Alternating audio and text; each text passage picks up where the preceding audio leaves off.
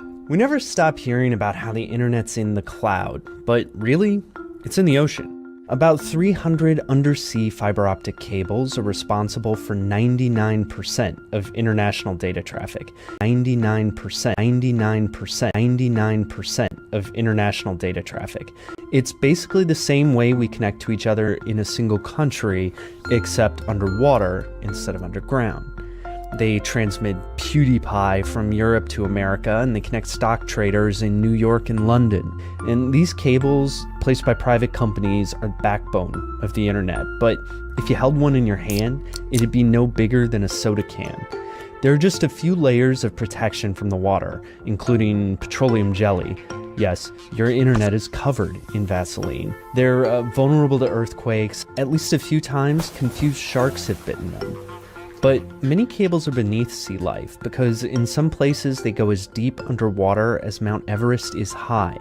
Ships lower a plow that digs a tiny groove in the ocean floor, lay in the cable, and it's naturally buried by sand thanks to the ocean's current. And that process, it's both stunningly simple and mind-blowingly complex, is responsible for making the internet a truly global network.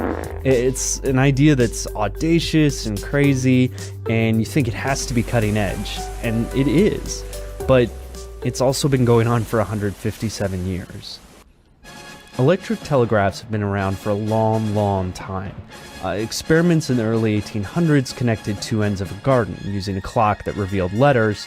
Then they moved on to two neighborhoods to help signal trains, and then multiple cities thanks to a network of railroad lines. Underwater submarine cables were an obvious next step, so they played around. Instead of petroleum jelly, the first ones were coated with exotic tree sap to protect them from the water. And though the undersea cables came in spurts, one of the first ones was knocked out of commission by a fishing boat. By 1858, they reached around the Atlantic and across the world. And that's how it's kind of gone since. Laying cables that circle the Earth's oceans. The cables are unwound from the back of the ship, sink to the ocean floor, and the world is connected in speeds measured in milliseconds. There are ideas to bring the internet above sea level. Along with cell phone towers, there's internet beamed from Facebook satellites to Africa and balloons lifted by Google. But for speedy international travel, undersea cables are still where companies like Facebook and Google place their bets. That's because the best way to create the cloud is still by going under the sea. All telephone and data is transferred over submarine cables. Not satellite. Not satellite. Not satellite. Not satellite. Not satellite. Not satellite. And that's how it's kind of gone since. Not satellite. Now let's read about the Communications Satellite Act of 1962. It was a very controversial act and was left very open-ended. The act was signed August 31st, 1962 by Kennedy. Let's read what the disagreement with the passing of the act was. Democratic Senator Russell B. Long of Louisiana said of the act, "When this bill first started out, I thought it was as crooked as a dog's hind leg. I am now convinced that would be a compliment. This bill is as crooked as a barrel of snakes." The American Telephone and Telegraph Company argued that using space for communications was just a modern representation of the submarine communications cables currently in use. AT&T proposed joint ownership of all the communication satellites with control based on the system facilities. Now, basically what this is saying is all these groups got together and said, let's all cheat people. Let's all screw people. You don't just get to screw them. We're all going to screw them.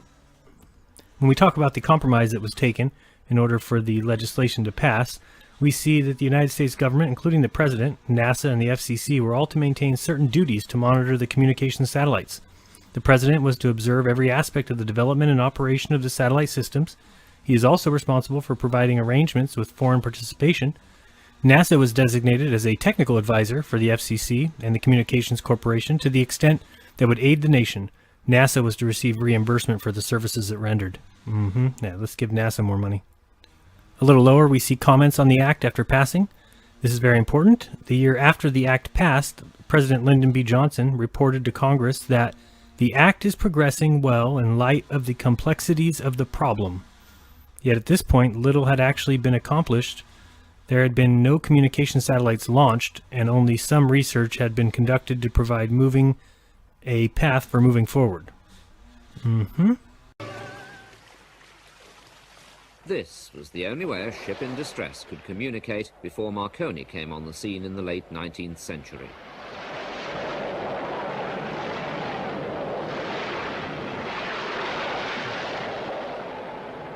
Deep silence reigned on the airwaves. The only way to summon urgent assistance was by cable, but the cable was on the seabed, physically connected to the telegraph exchanges. Messages were transmitted by Morse code.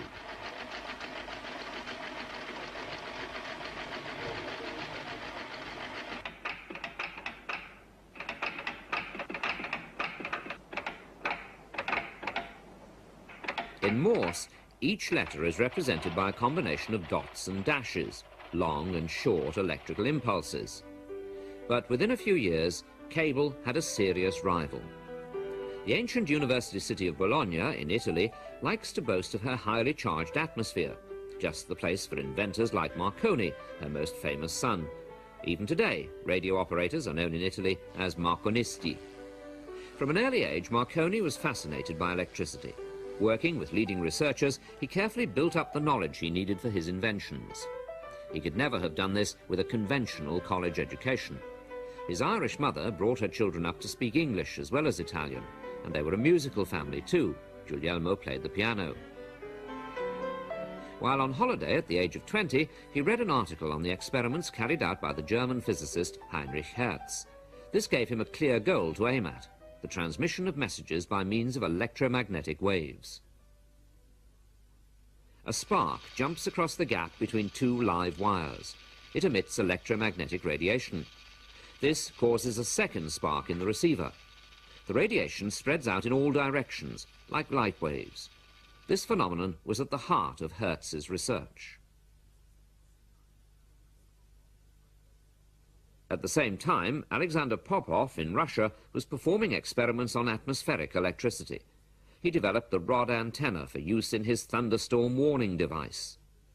In France, Edouard Branly invented the coherer, a more efficient form of receiver. It consists of iron filings in a tube. They cohere when a signal is received, thus closing an electrical circuit. Marconi installed a tapper in this device to shake the filings apart again, preparing them for the next signal. With his goal now clear, Marconi worked like a man possessed at the top of his parents' villa.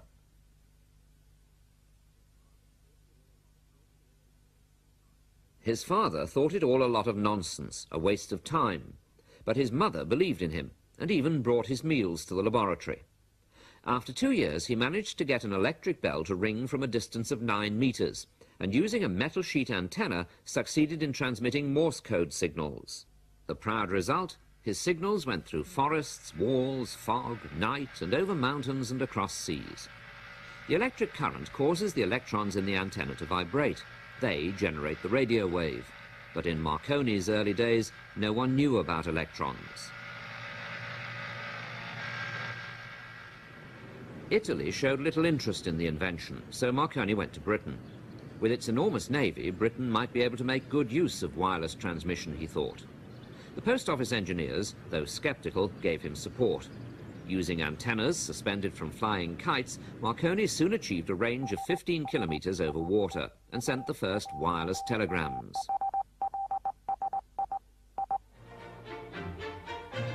The King of Italy suddenly woke up and sent for the 24-year-old King of the Airwaves. A number of Italian warships were equipped with his apparatus.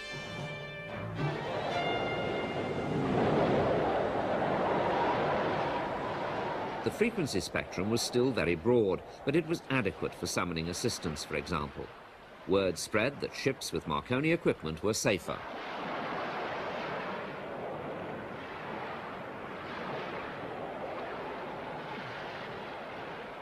The most urgent problem was to find a way of filtering the actual message out of a jumble of waves.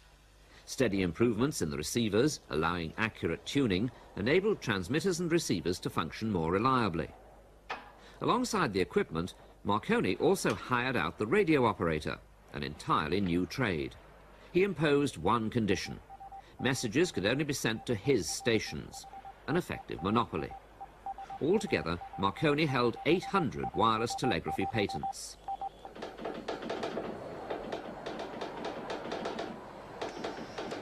Radio was first used in crime detection when wife murderer Dr. Crippen was arrested on a steamer on his way to America. The wireless signal had got there first.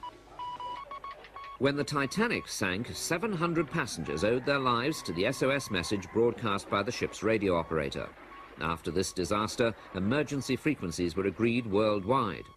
Cartoonists showed Marconi bartering for souls with King Neptune. 11 years earlier, Marconi had secretly prepared his attempt to bridge the Atlantic. At Poldhu, on the coast of southwest England, he built the biggest transmitting station yet seen. It took a year to complete, but he told no one what he planned. The antennas were damaged by winter storms, but at 12:30 one December day in 1901, he reported the weak reception of signals from 3,200 kilometers across the Atlantic. Alle 12:30, ecco giungere al mio orecchio debolmente i segnali che venivano lanciati nello spazio dalla stazione di Poldhu sull'altra sponda dell'oceano. His diary listed only the frequencies and, hardly legible, the times of reception. The sober record of a sensational feat by which he proved those scientists wrong who maintained that the radio waves would go off into space in a straight line.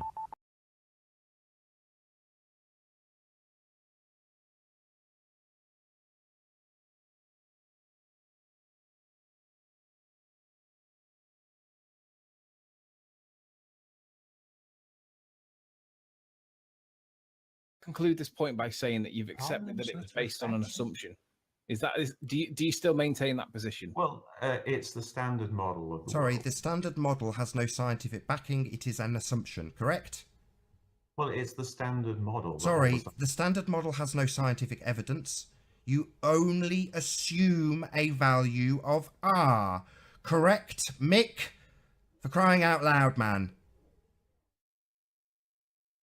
Yeah. Right. Correct, Mick? For crying out loud, man. Yeah.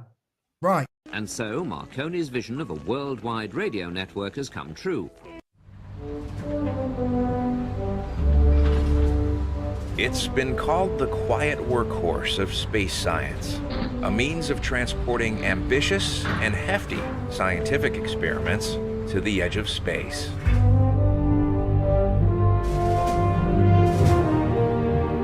We're going to start inflation at this time. Everybody got earplugs that wants them?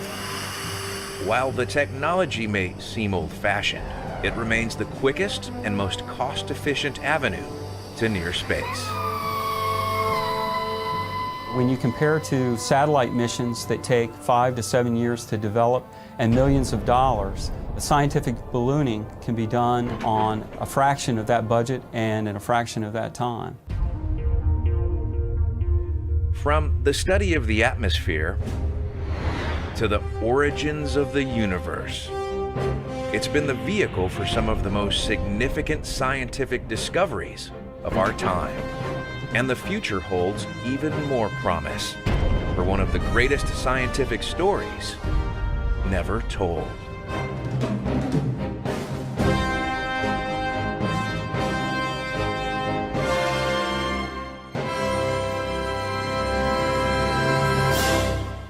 They can fly that 8,000-pound payload, the weight of 3 small cars, nearly 23 miles high, to an invisible ceiling where the atmosphere ends and space begins, and can stay there, riding upper atmospheric winds, for up to 6 weeks. Due to the natural difference in density between the helium gas used to fill the balloons and the air, as these zero-pressure balloons ascend in the atmosphere, they expand to volumes of up to 40 million cubic feet, nearly the size of a stadium like the Louisiana Superdome. But to launch those into space would take a very expensive launch vehicle. I mean, really, literally on $100 million for the launch. And whether we do these for, certainly 1/100th of that or less. And we can have greater access to space, more frequent flights of science, and in the end, the scientist gets their payload back. From New Mexico to Arctic Sweden, and Australia to the coldest and driest continent, Antarctica. The Columbia Scientific Balloon Facility launches 15 to 20 balloons a year over 4 to 5 campaigns. All right, guys, we're ready. Locations are typically dictated by science or longer data gathering air time. Any science that can be done above about 99.5% of the Earth's atmosphere, either looking up or looking down, can be done on balloons. The scientists using scientific balloons include some of the world's most seasoned researchers and university professors, even graduate students. The young scientists can design the experiment, build the experiment, fly the experiment, and analyze the data, go through all aspects of a space mission, which is not possible with our large space mission. And ballooning is a vehicle for world-class science. In the mid-1980s, an ozone hole was discovered over the Antarctic continent. The initial measurements were all made from scientific balloons. So, when you're at the FTP site, click here for the site description. So when you do, a text file comes up, and you can see right here, they tell you that all of the images in the archive use the underlying colored land images from the NASA Blue Marble dataset. Yep. So the Himawari is actually totally debunked right there. These aren't real pictures coming from a satellite in a geostationary orbit above the Earth getting snapped every 10 minutes and being beamed down for us to all ooh and ah over. They take the Blue Marble data set, which I'm sure you remember. They admitted years ago was a flat strip data pieced together by an artist named Rob Simon in Photoshop, because it had to be, right? But to move on, and then to just briefly show you how they generate a picture every 10 minutes with what appears to be accurate and current weather. This is basically what they do. Now, don't take my word for it, as I always say. Go check it out for yourself. Number one, they have already created and stored transparent images of the weather over the oceans using climate simulation software, which they openly admit right here that they've done climate simulations up to the year 2095. But it's actually the year 2100 on this FTP server folder, and here's one of the images.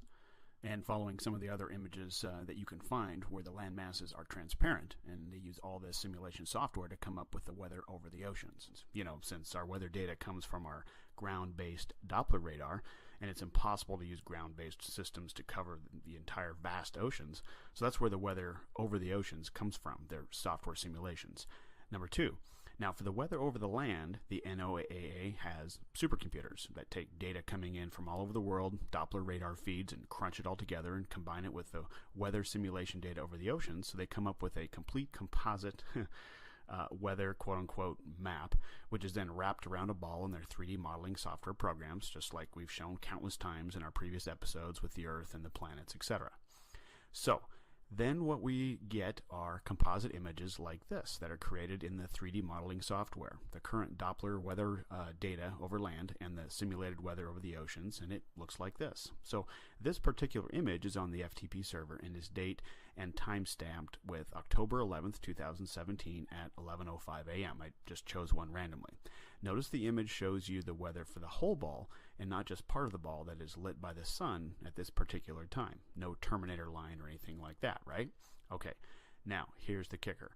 Go to the other file folder, which is the images that we get to see and are told are real pictures from space. But what they've simply done is taken the weather map picture of the whole ball they created and they superimpose it over the Blue Marble data set, just like they said they did. So what you can see here is the final version of what we're spoon-fed and told is a picture taken by the Himawari from space, like, 10 minutes ago. This is the image from the same date and time, October 11th, 2017 at 11:05 a.m. And you can see that the weather is exactly the same. Watch it closely. There's your weather map comprised of simulated and Doppler radar being used to complete a composite image. They do this with the Discover satellite too, the Epic camera from 1 million miles away, they tell us. Ridiculous. Okay.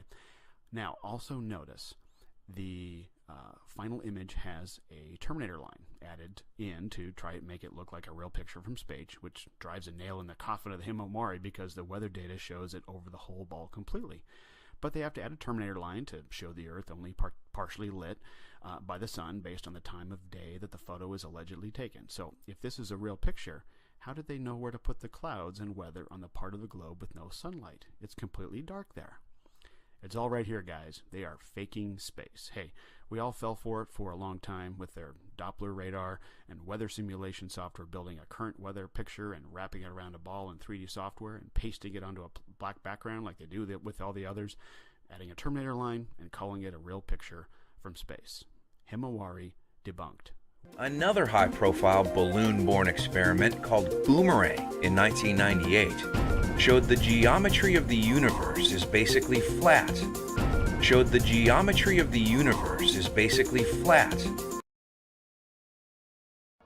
In the end, the payload is recovered and returned to the science team to fly another day.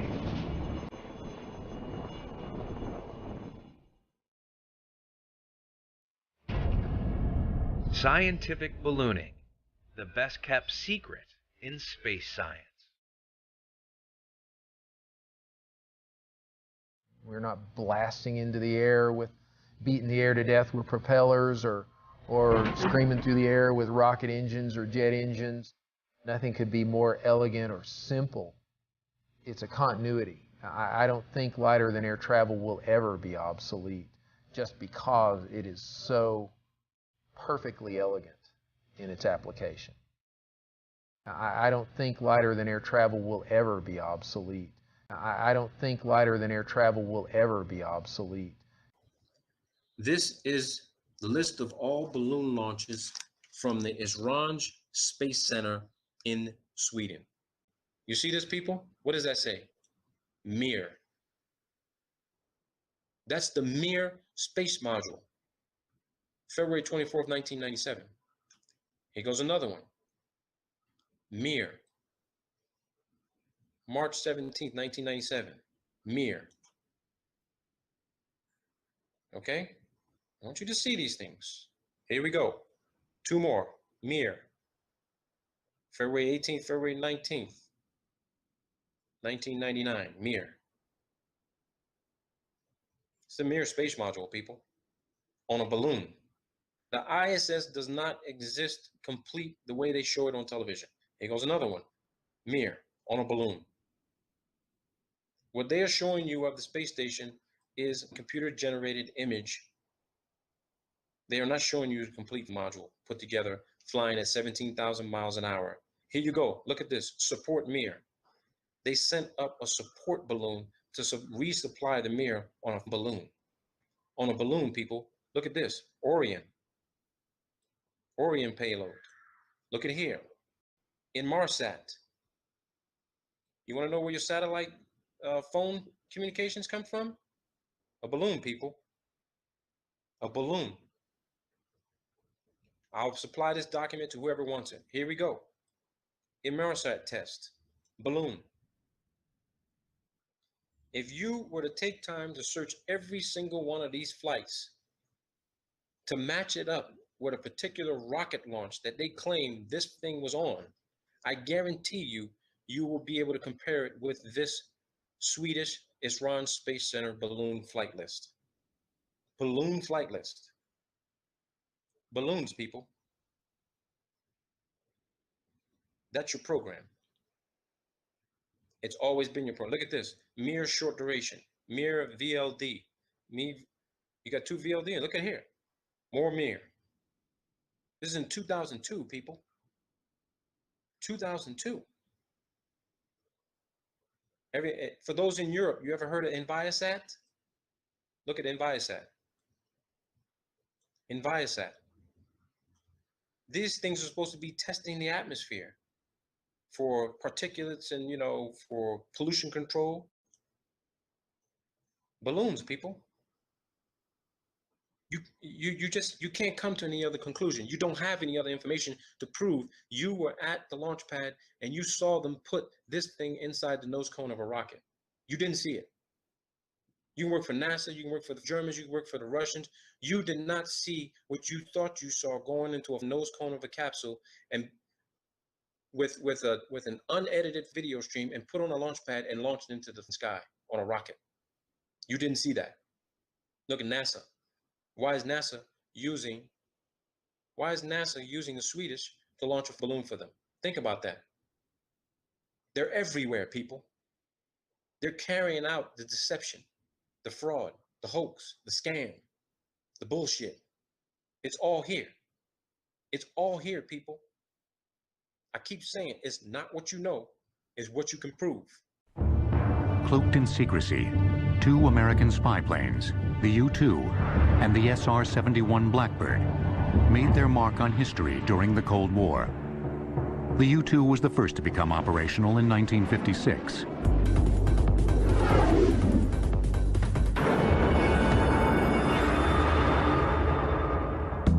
Built originally for the CIA by the Lockheed Advanced Development Projects Group, better known as the Skunk Works, the U-2 could fly higher than any aircraft in existence at the time and provided crucial intelligence on Soviet military activities.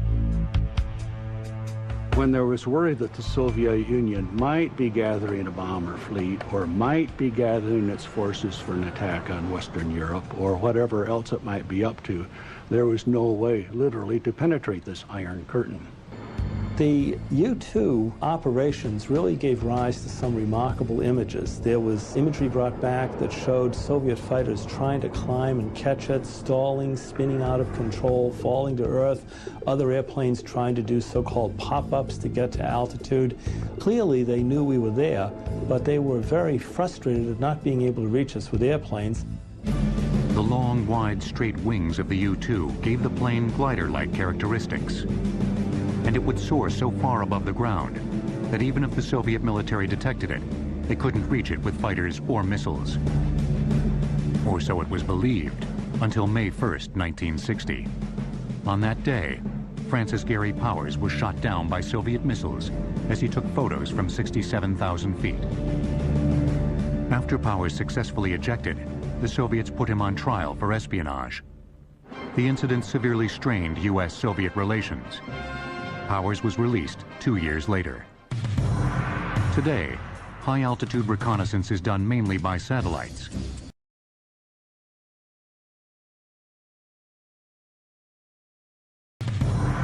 Today, high-altitude reconnaissance is done mainly by satellites, but an updated version of the U-2 has provided battlefield intelligence in Bosnia, Kosovo, Afghanistan, and Iraq. It is also being used for high-altitude research projects by NASA and other civilian agencies. We do earth sciences. NASA has done it for 30 years or more, and that requires overflight over forest fires, over forests, desert, into the Arctic to check on the ozone layer, which NASA first discovered. We fly a bigger variant of the U-2, but we have 2 of them, and we fly them worldwide on various missions of those kinds. As effective and enduring as the U-2 has been, it wasn't enough to meet America's reconnaissance needs at the height of the Cold War. Once again, the Lockheed Skunk Works, headed by the legendary Kelly Johnson, was tapped to come up with something better. And in 1962, they outdid themselves.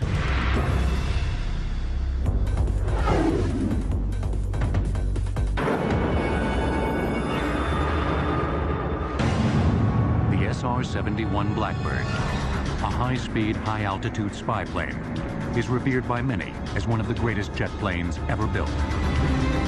The ethereal Blackbird could fly higher and faster than any jet aircraft in production. And that still holds today. I knew that this airplane was going to be the fastest in the world. What I didn't know was it would remain the fastest for 40 years. That's astonishing. But I remember back in the 60s, Kelly used to say, and he'd say it kind of aggressively, like, I challenge anyone to adversely comment on this. He says, nobody's going to produce an airplane with greater performance than this one by the year 2000. And back then I used to think, well, I hope I hang around long enough for the year 2000 to see if that turns out to be accurate, because before this came along, every 2 or 3 years somebody somewhere would produce one faster. And basically, by the time you saw the thing on radar going at Mach 3, it was gone. But now the Blackbird really is gone. The military mothballed the SR-71 fleet in 1990, claiming satellites could do the job better. Claiming satellites could do the job better. The goal of Project Loon is to bring internet to the almost 2 out of 3 people on the world who don't have internet access today. And we're doing that using high-altitude balloons. 3, 2, 1. The very first tests we did showed that it could work. So we began to think, wow, we're going to need to have a manufacturing system that can manufacture many of these balloons. We're going to need to have a mission control system that can keep track of the balloons. We're going to need to have an operations team that can launch these balloons and then recover them when they're ready to come down. So each piece of the process got to be bigger. It had to scale up. It was pretty challenging, getting the balloons to be more durable and more long-lasting. For a while, many of them leaked for some reason or another, and they would come down over the course of a few hours or a few days. It was like a detective job to figure out what was introducing tiny leaks. Now our balloons last over 100 days. At first, it would take us 3 or 4 days to tape together a balloon. Today, through our own manufacturing facility, the automated systems can get a balloon produced in just a few hours. We're getting close to the point where we can roll out thousands of balloons.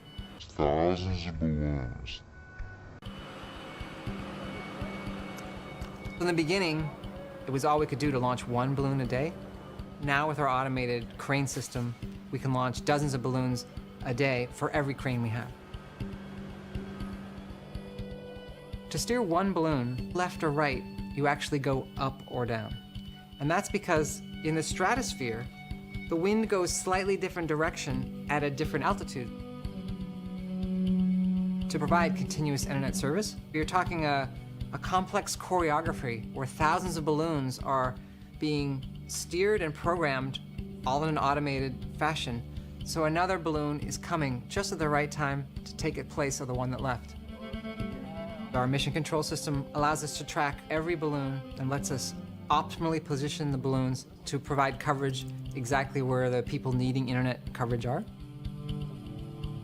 We can track the location and projected trajectory of every balloon from the moment we launch it, on the way up till it reaches altitude, from the time we decide it's ready to bring it down, all the way down the descent till a spot on the ground. With our system, we use LTE, which is a common protocol that most of the telcos around the world use. So anyone with a smartphone anywhere in the world will be able to get internet access. One of the key things we do is we partner with the local telco in every country. In New Zealand, we're partnering with Vodafone. We like to think of ourselves as being very innovative in Vodafone New Zealand, so we thought this was a great partnership. Project Loon allows cell phone companies and internet providers to provide an internet to communities that don't have it. Ultimately, the goal of any internet service provider is to have 100% geographic coverage and all the capacity and speed that people expect. Project Loon will help deliver that. If you look at the system today, it's amazing how much more advanced it is, from being 10 times higher data rate to the balloons lasting over 10 times as long, to the steerability of the balloons, We've flown in the tropics, we've flown in the Arctic regions. The technology is working. We're getting close to the point where we can bring the internet to people around the world.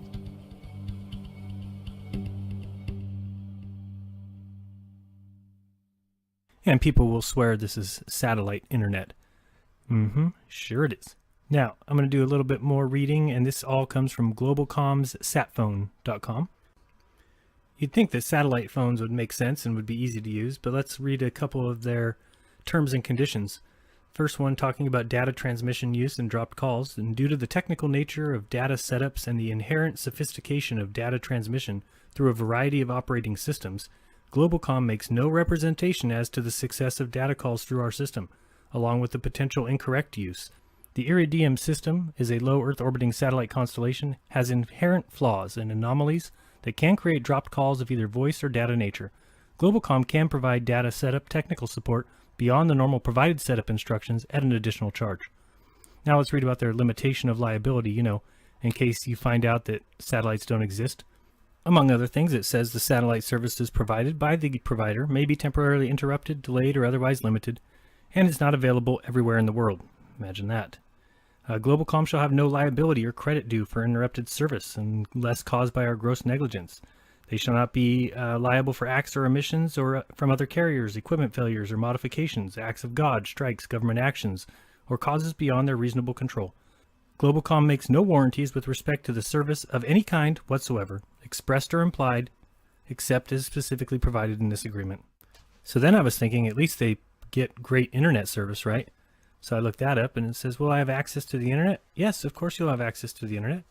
And it says, what is the rate of the data speed? Very slow, 2500 baud, slower than dial-up. Go satellite phones.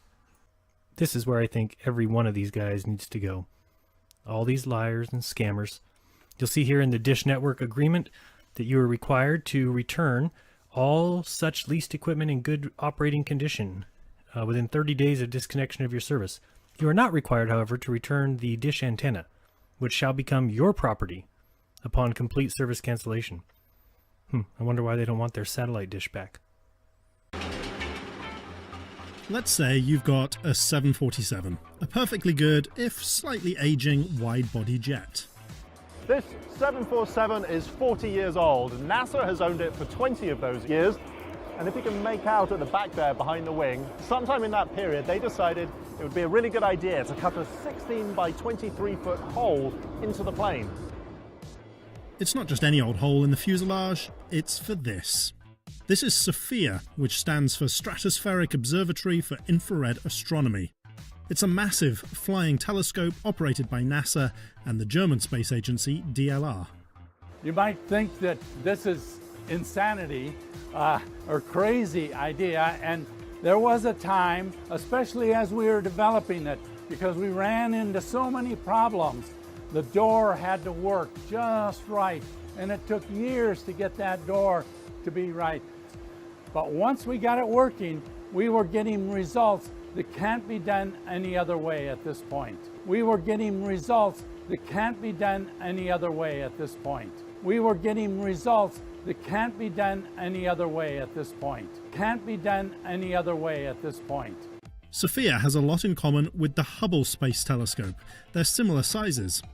But where Hubble concentrates on visible and ultraviolet light, which scientists use to make incredible full-colour images, SOFIA looks primarily at infrared light, which means it can be used to study things like the clouds of gas that will give birth to new stars. To get the best observations, the plane flies into the stratosphere and then opens its massive door so that the telescope can peer into space. We climbed on board to have a look around with Eric Becklin, SOFIA's chief scientist. So we're inside a 747, and you don't really, when you get on as a passenger, you don't appreciate the full height of the plane, and you're making full use of the full cylinder here. It is huge. There are only 30 telescopes that are larger than SOFIA, but we're flying in an aircraft.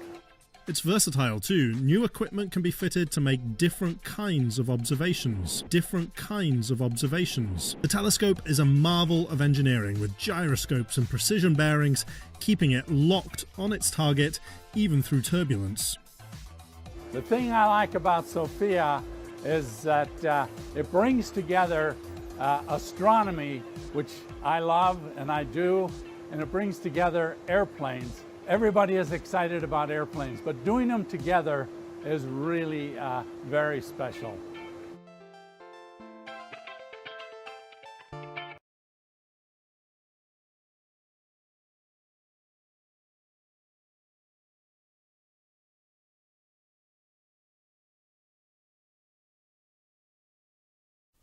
Hello, my name is Jack Schlant. In this quick 2-minute video, I'm going to give an overview of electrodynamic tethers.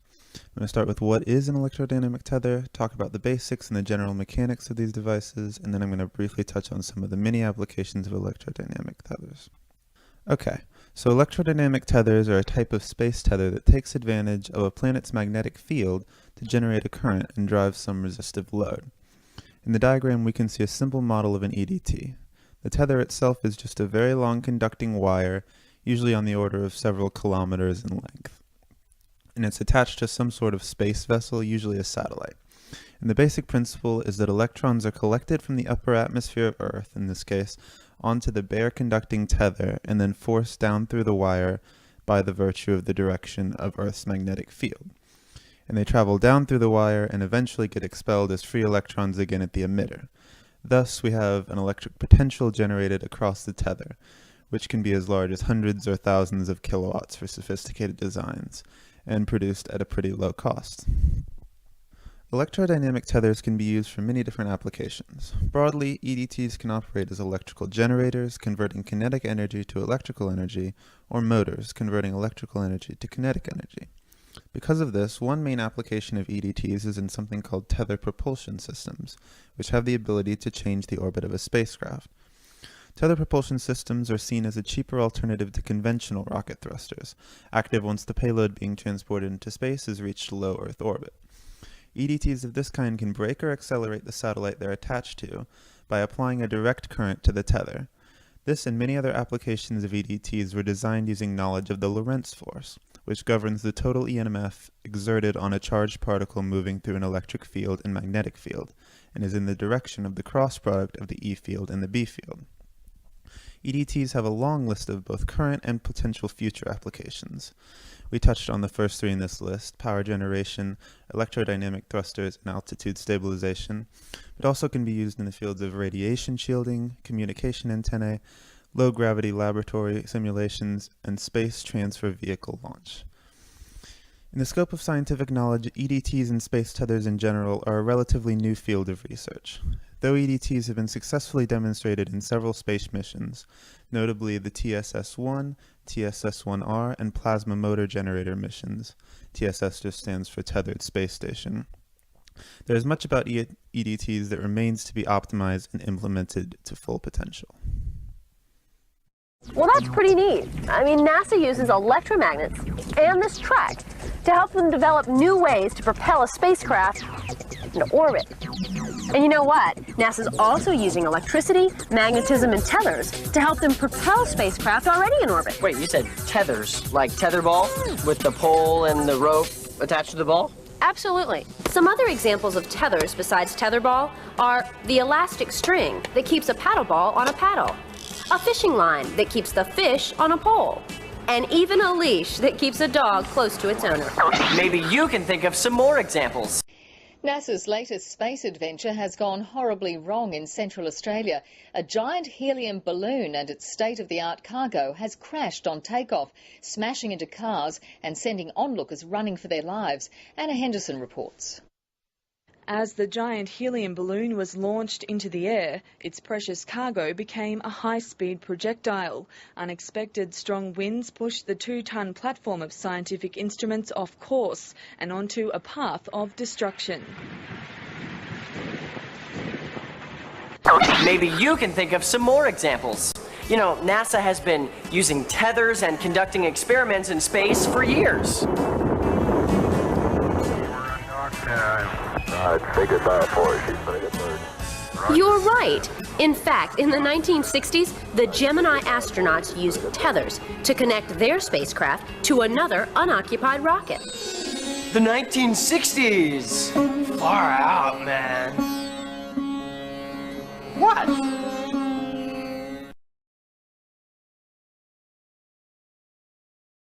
Over the years, NASA has learned that connecting two spacecraft together opens up a whole new world of possibilities, like propelling a spacecraft. One person who knows all about tethers in space is physicist Les Johnson, and he works at NASA Marshall Space Flight Center.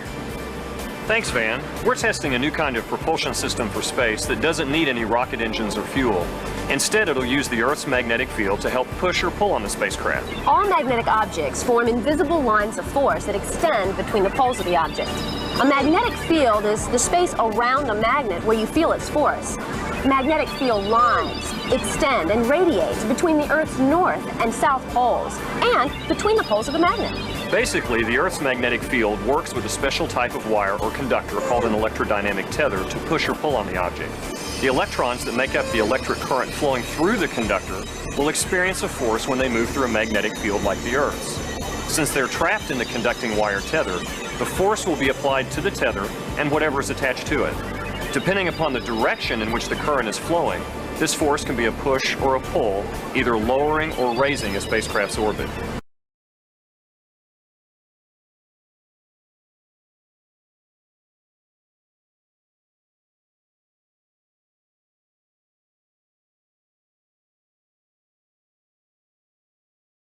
So the direction of the current determines whether it's pushing or pulling. And the more current, the more force.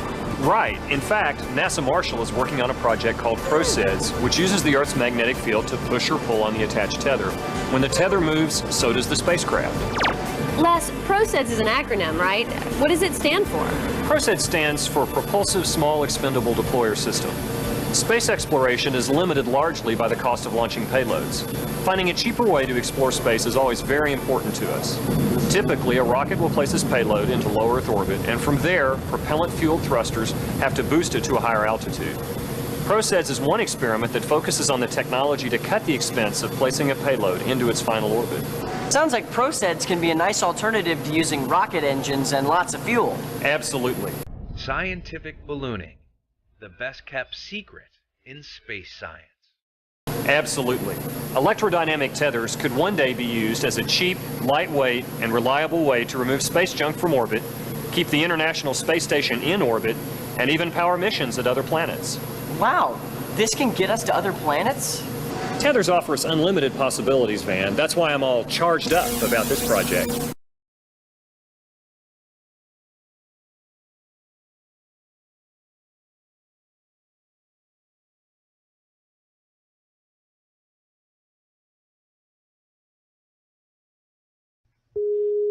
Thank you for calling NASA Goddard Space Flight Center, located on Greenbelt Road in Greenbelt, Maryland, 20771. Please select one of the following. For directions to the center, press 1. For departmental directory, press 2. For NASA employee directory, press 3. Spell the last and first name, then press pound. For Q, press 7. For Z, press 9. For help, press 0. So they're asking me to spell the last name. Let's spell.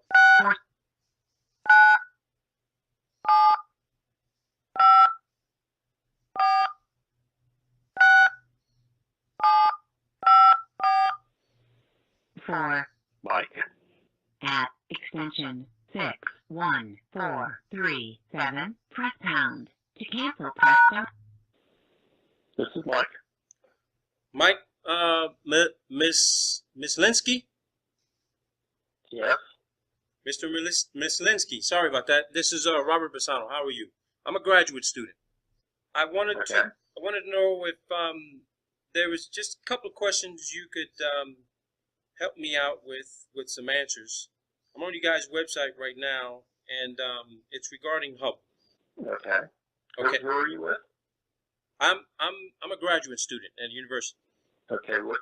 I'm working on a MATLAB image processing toolbox application that processes a variety of images to determine the relation with other images that might have been manipulated or amended, or maybe it was to determine the original source. So for a project that I'm involved in, I'm actually using some of the images from Hubble and SOFIA to conduct comparative analysis. That's it. So I have some questions regarding HST that would help me out with kind of understanding a little bit more about some of the photos that are and images that are available on you guys' website that I'm looking at right now. Okay. Well, I would have to refer you to our Science Institute for talking about the science images.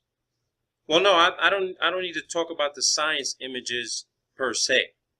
Okay, I'm wanting to know if there are any available video images or any other assets in GeoSync that actually conduct sort of an inspection, a video or photographic inspection of HST as it goes around in GeoSync.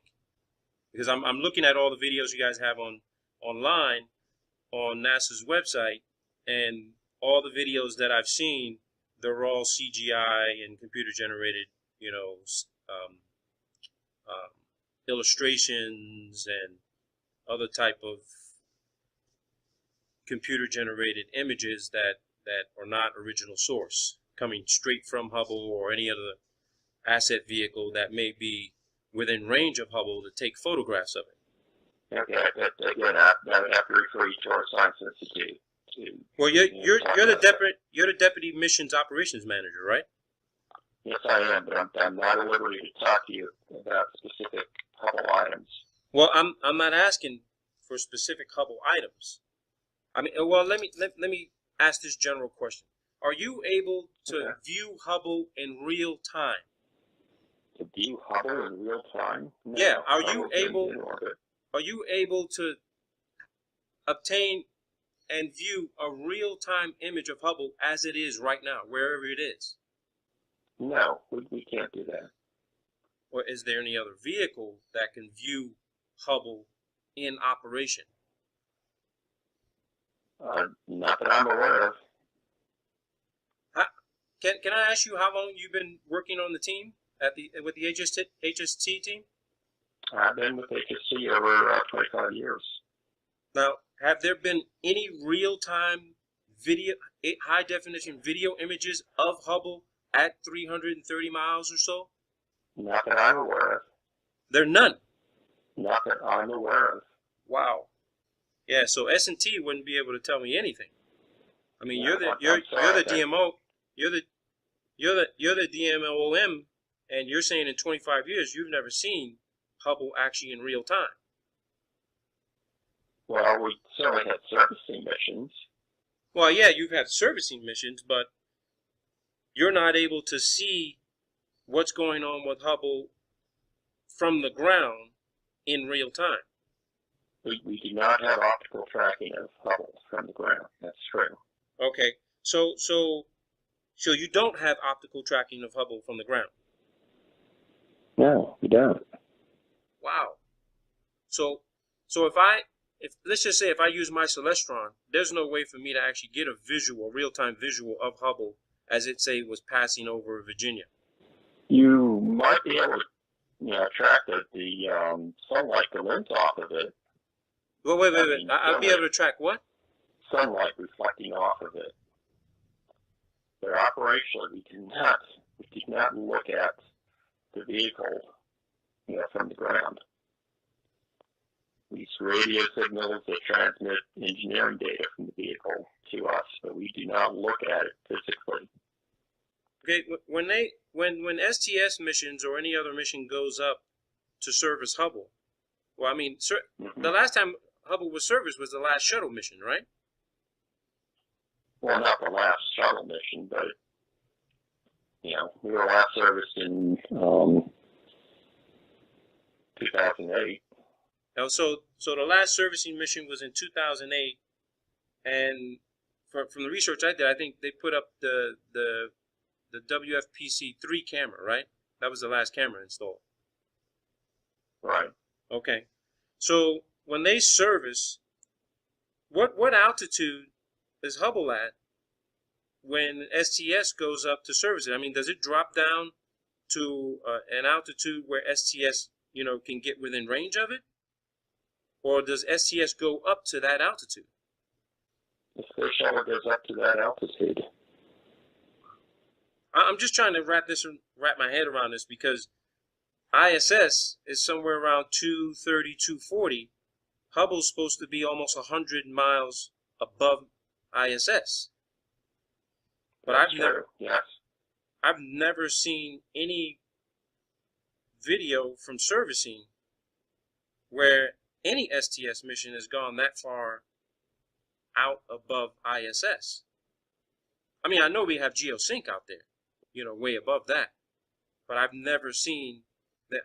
That's what I'm trying to look for. I'm trying to find video in NASA's archive where they actually show the mission with them approaching and doing the orbits to, gain altitude to get to Hubble. Or is there there's no other video available of that? They would actually show it from outside of the space shuttle. Are you talking about something watching the space shuttle? Yeah, just showing STS actually getting ready to approach Hubble to capture it so it can be serviced. No, I know no video showing that. I'm still trying to figure out the math on how much fuel. Was there more than 93 or 95% fuel required to get 25,000 pound telescope up in geosync? Are you talking about the fuel on the space shuttle? Yeah, I mean when HST launched, they actually took us to the highest altitude possible that they could achieve. And what was that? With the space shuttle. Pardon? What was that? What was that altitude? Oh, I'd have to look that up. I don't know that number offhand. Because I looked at about a dozen videos with telemetry data, and I always see STS separate from the main fuel tank at around 350,000 feet, and then it continues on, accelerating and gaining velocity, so it could get at terminal velocity of around 17,000. But then from there, I've never seen any other footage where STS is gone higher than ISS. Well, it's certainly, like you said, we're about 100 miles above ISS. Yeah, it's about 100. Now, let me. The one critical question I want to ask is this: are you familiar with the Federation Aeronautique Internationale database, the FAI.org? No, I'm not.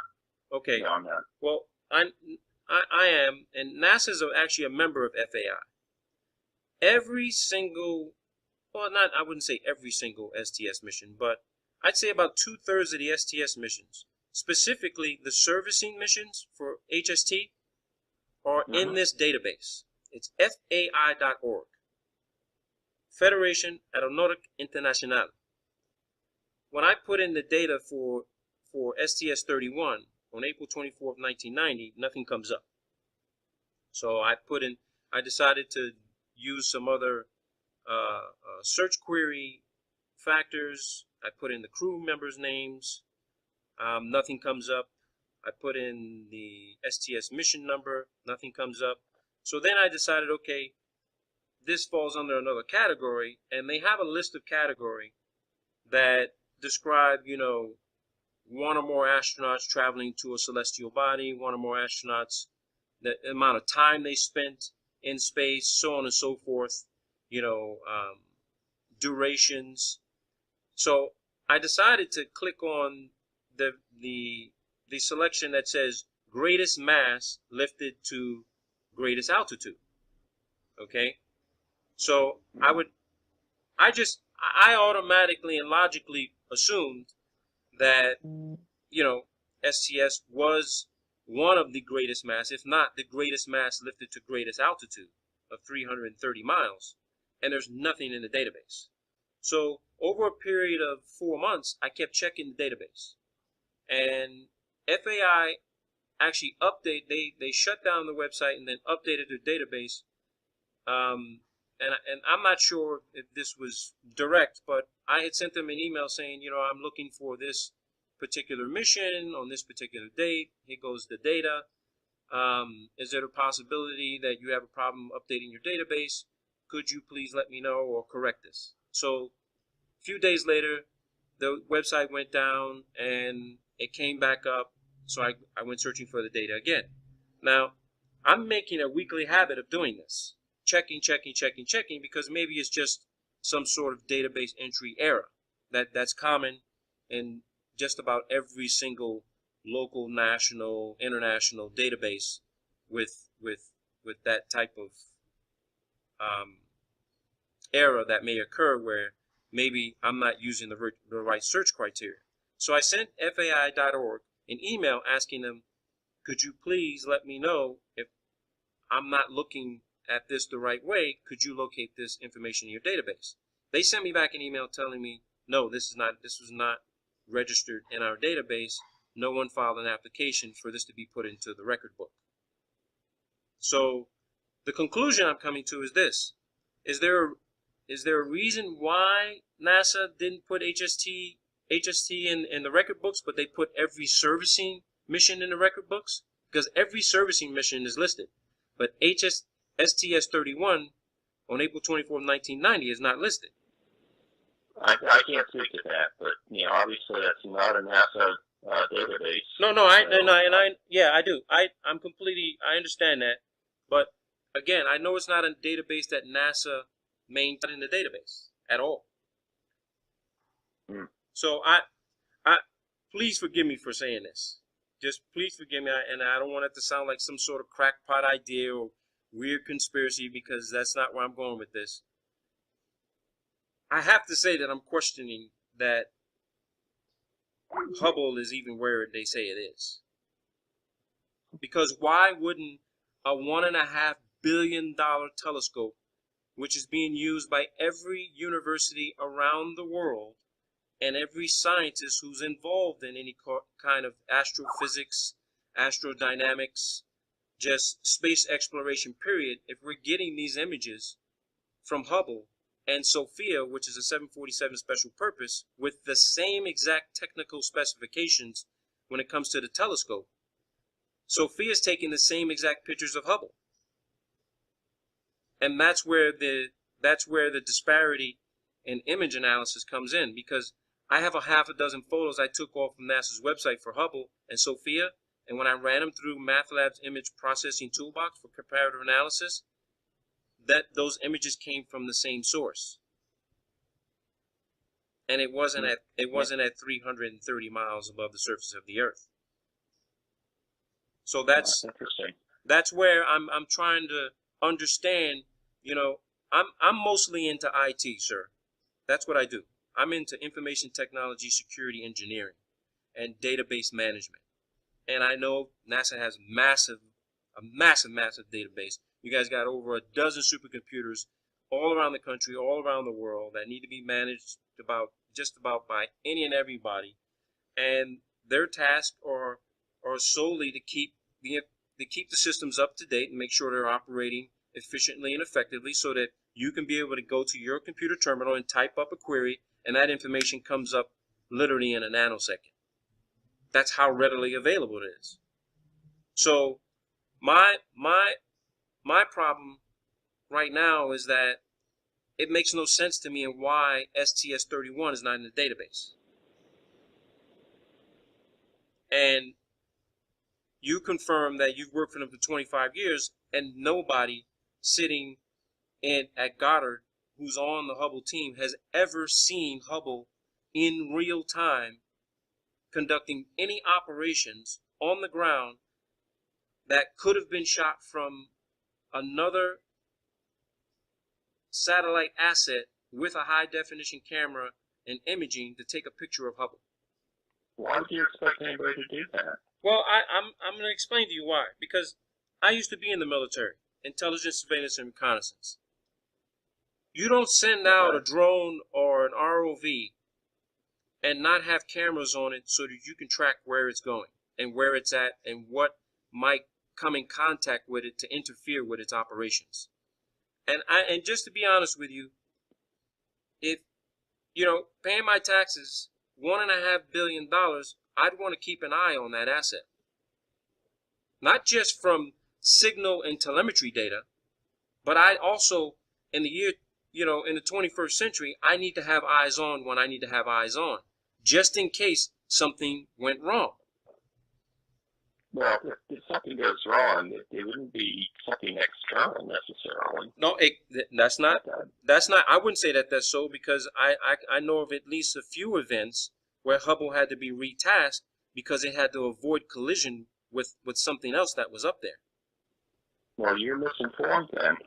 Well, I can't be misinformed if the data actually came from NASA.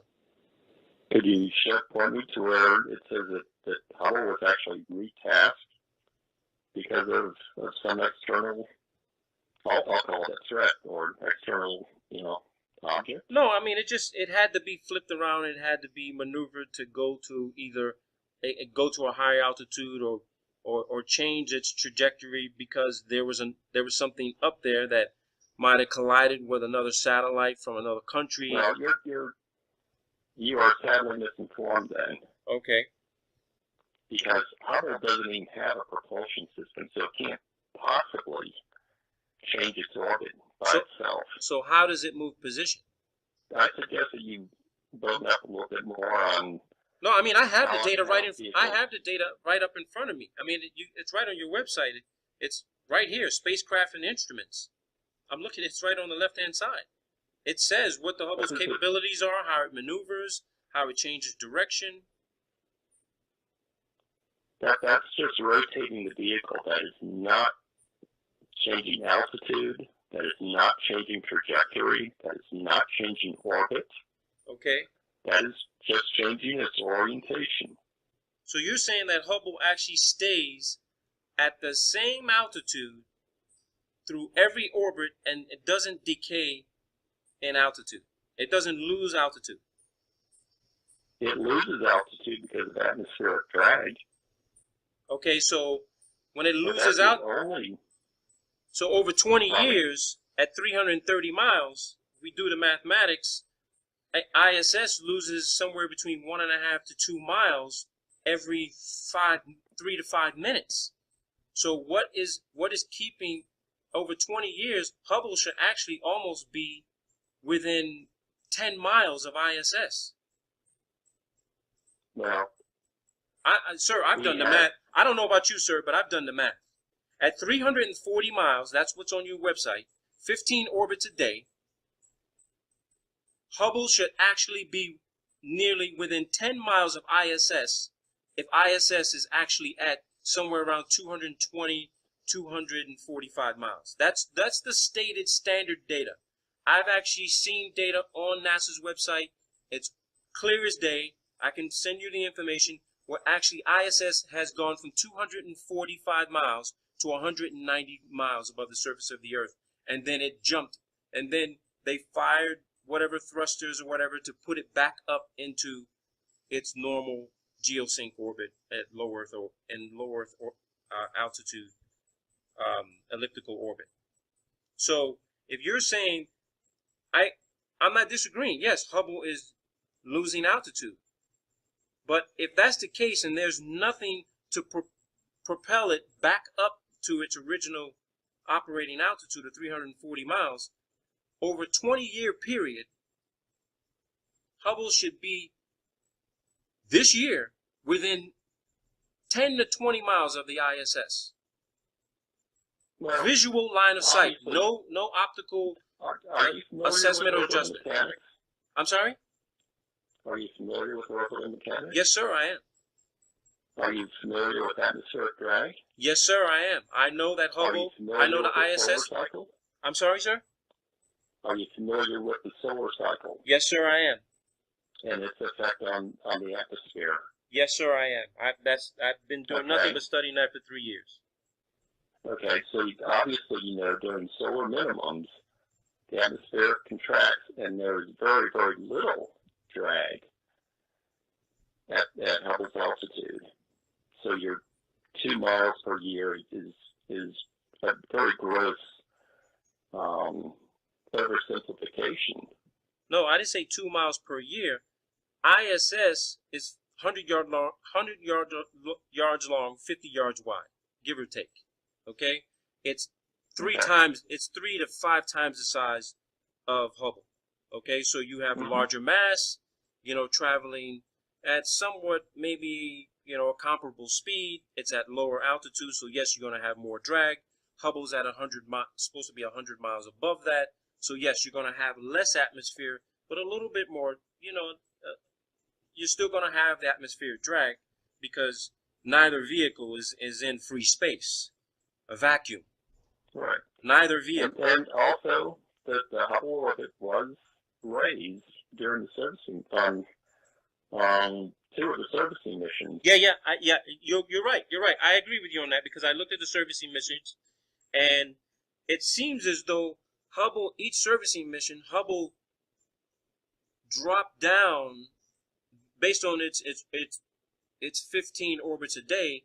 If it's behaving the same way the ISS is, losing about a mile and a half to 2 miles every 5 minutes in an elliptical fashion, if Hubble's doing the same thing, that means that the STS servicing missions were able to get within a specific distance of it at a specific time to capture it, and then once they service it, they basically jettison it back up to where should have been, which is around 330, 340 miles. But then after 2008, the last servicing mission, we're looking at 8 years. So again, you factor in from 2008 to now, within this year, Hubble's going to be within 10 to 20 miles of ISS. That's the mathematics that you and I've learned. Give or take. I don't have a supercomputer, so I can't do the exact numbers, but the rough calculations tell me that Hubble could be within visual eyesight view without a telescope, without binoculars. You'd be able to have literally line of sight. Well, I do not know what the ISS current altitude is. Right now, the ISS is at, according to this data, it says the ISS is at 251.77 miles, 76. It's dropping right now. And its velocity is 17,166 miles. Longitude 153.883, actually 154. Latitude is 39.517. That's where ISS is right now. Of course, they don't have any, there's no similar database online to do the same thing for Hubble. And that's understandable. But but there is. Is there a website for same as ISS? Well, I don't know what you're using for ISS. Well, I'm using ISS Tracker. Well, there's plenty of satellite tracking apps that have a well, yeah, I mean, large database. I have about 20 of them in my repertoire that I can check. Well, there's certainly similar ones for Hubble. I mean, you can get Hubble's real-time position. Yeah, and again, I don't want to waste a lot of your time, Mike. It concerned me. I'm going to be honest with you. It really concerned me that HST was not in an international database, but the servicing missions are. Trying to get an understanding. And Hubble is continuing to baffle me. Right now, they're showing the Hubble at the latitude is 20. What's the elevation? The altitude is 542 kilometers. Yeah, okay, sounds about right. So, but it's a software database, and I can tell you here right now, as a CUDA and GPU programmer and developer, I could create the same thing in a week to mirror this, and it wouldn't need to be real. It'd literally show a picture of me in a little Superman cape, saying, "Hey, this is where I am. I got my hands on. I've got a little tether on the Hubble, and I'm following it. And look at me, And people would. But here's the thing: if I showed you that and put it together in a week, you'd be like, "Oh, that's not real," But I want you to understand, as an up-and-coming research scientist, the average person, they look at this and they're like, "Oh, well, there goes the Hubble at 542 kilometers." Mm-hmm. But you show them something they don't know. They don't have even a basic or foundation understanding of how software development, programming, and computer graphic generated images, and how you can actually program something to be in the sky that's really not there. All right. Yeah. So Hollywood does it all the time. No, I know. Yeah. I mean, I've actually taken advantage of you guys' software vault, where I can go online and download a lot of the software applications that's available for the technology transfer program. So, it's just one of those things to where I would like to know if it's possible, if anyone I could speak to who's responsible for submitting the information to FAI, to see if maybe there was just an oversight or if it's a mistake. And I hate to say this, that maybe you've been sitting there for 25 years and there's what you think is up there is really not there, and it's actually the photos are being taken by Sophia, which is at 45,000 feet on a 747. Sophia hasn't been flying nearly as long. Well, the program, the Stratospheric Observatory program, has been in existence longer than Hubble. but they haven't had anything flying for that long. I forget when Sophia's first. No. Yeah, Sophia is not that old. It's been in existence, I think, since what, 2002 or something, or 2000. What was it? 2004. I think 2002 or 2004. But there were airborne telescope observatories being flown longer than Hubble. You got your own website shows the actual history of the Stratospheric Observatory program, and it actually began with balloons, because there's a satellite identical to Hubble, about 2/3 the size, that was launched from Antarctica on a balloon. There's a photo of that on the U.S. Antarctic website. They launch it from McMurdo. Well, fine, but the Hubble was taking data at wavelengths that neither Sophia nor the balloons can. No. Sophia can take. So. Sophia can take photos in wavelength. Sophia can do the same thing as Hubble. Yeah. Sophia can do the. Matter of fact, the telescope on Sophia is identical to Hubble. Everything that Hubble can do, Sophia can do. No, I mean, of course, the plane's got to land, but when it's in the air, it can literally conduct the same technical imagery capture and analysis data that Hubble can do. And of course, Hubble's 24/7. Sophia's not. But when it's in the air, when Sophia's been in the air, it literally has captured the same photos as Hubble, and that's how I was able to do the comparison. As a matter of fact, some of the pictures that Sophia captured were actually at a higher resolution and more clear than Hubble, which also, surprised me a little bit. How could something inside the stratosphere take a photo and do imagery through 3 or 4 different more layers of atmosphere when Hubble is literally supposed to be out in the exosphere where there's very little to no atmosphere, and it's capturing more light than Sophia is. I really hope I'm wrong. I really do. I hope I'm wrong about Hubble, because I wouldn't want to be sitting next to you one day and you'd be really, really, really angry to find out that Hubble may not be there. Well, it'd be quite a. I know it would be shocking, but it would be shocking, but it just. I've already contacted FAI and I spoke to them, and they said it's not in their database, and they checked.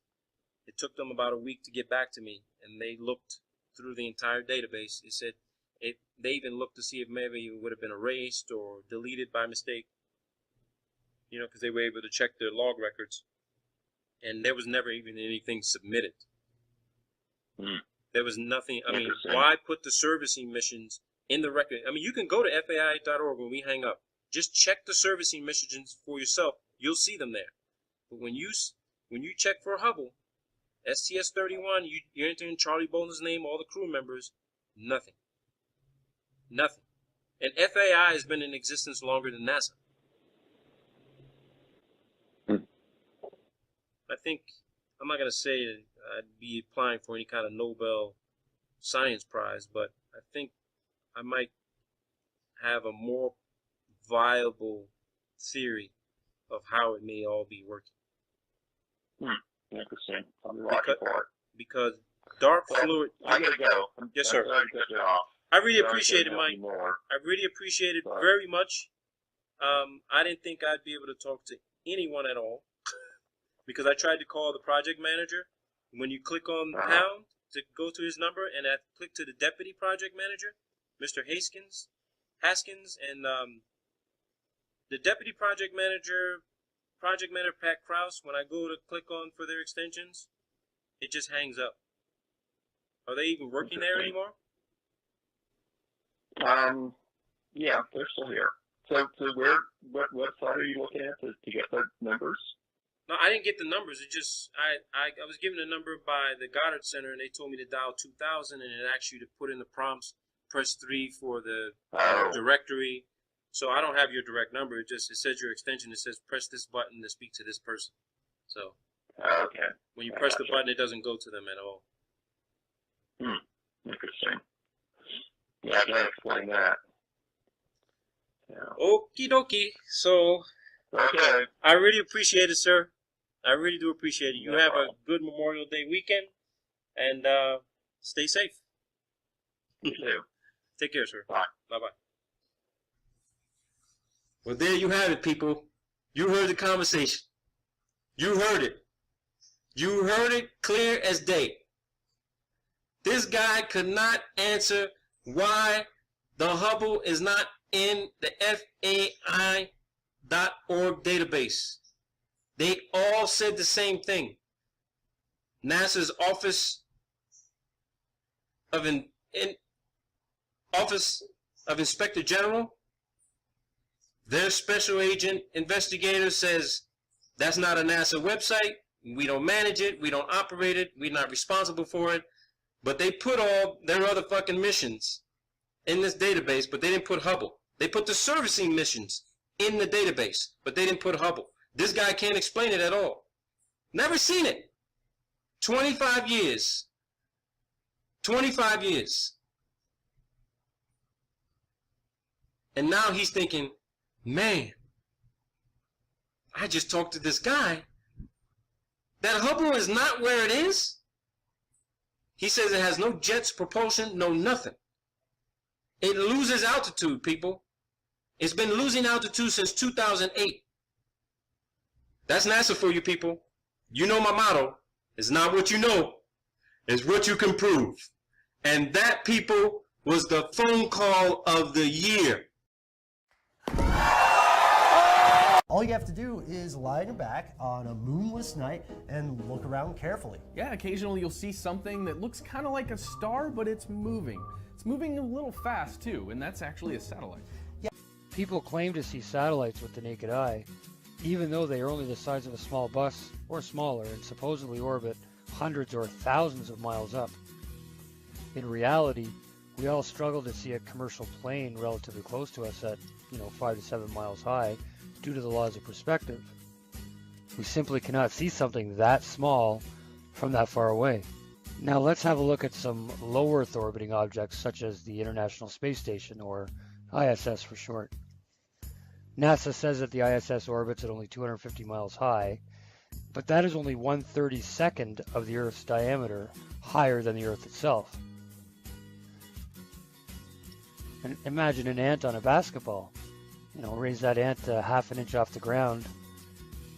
And now look at that ball with the ant from the opposite side of that ant and see if you can see the ant, which you can't. Then the sun can't shine its light onto the ISS during the nighttime. The Earth itself would block out that portion of the sun's light from reaching the ISS. So how can we see a reflection of sunlight off of the ISS at night? Can't be done any other way at this point. And that's how it's kind of gone since.